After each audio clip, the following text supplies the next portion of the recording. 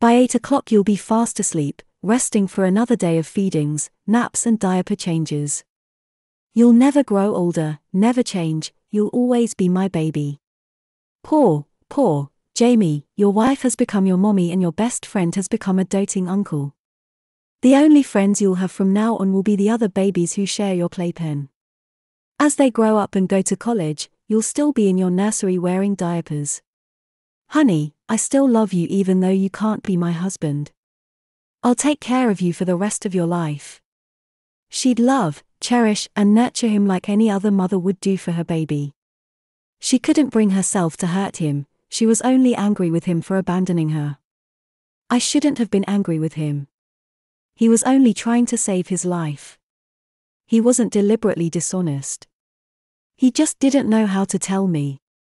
Look at him, he's such a sweet baby, she thought as she carried him to his crib to tuck him in. Just the same, she thought, I'll call Ben tomorrow and see if he'd like to come over. I saw the look in his eye when he helped us set up the nursery. Now that I'm no longer married, he's free to date me. I wonder how good a lover he is, she thought wistfully. Mary was sure that Ben would understand. She couldn't leave Jamie unattended, he was only a baby.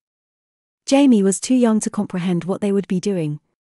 Maybe Ben would fall in love with her and move in with them, then Jamie would have a daddy and a mommy. Later that night, Jamie woke up after having the strangest dream.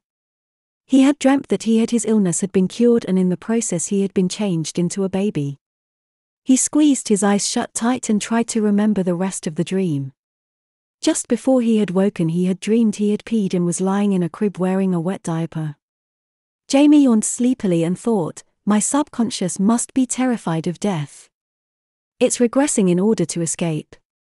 I guess I'm going to have to make an appointment with the university psychiatrist to get some counseling before it starts to affect my work.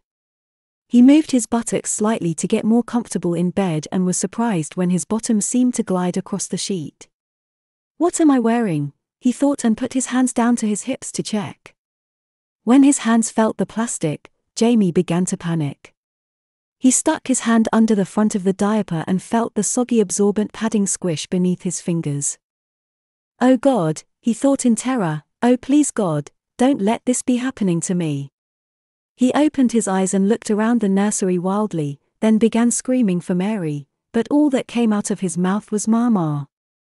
1 year later, on the exact anniversary of Professor Farr's disappearance following the discovery of his terminal illness, a notice appeared in the student newspaper, married, Mary Farr to Professor Ben Thompson of the chemistry department.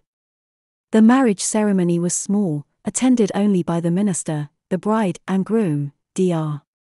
Alice Walsh, pediatrician at the University Health Clinic and friend of the family, and Laura Stevens, Professor Thompson's lab assistant.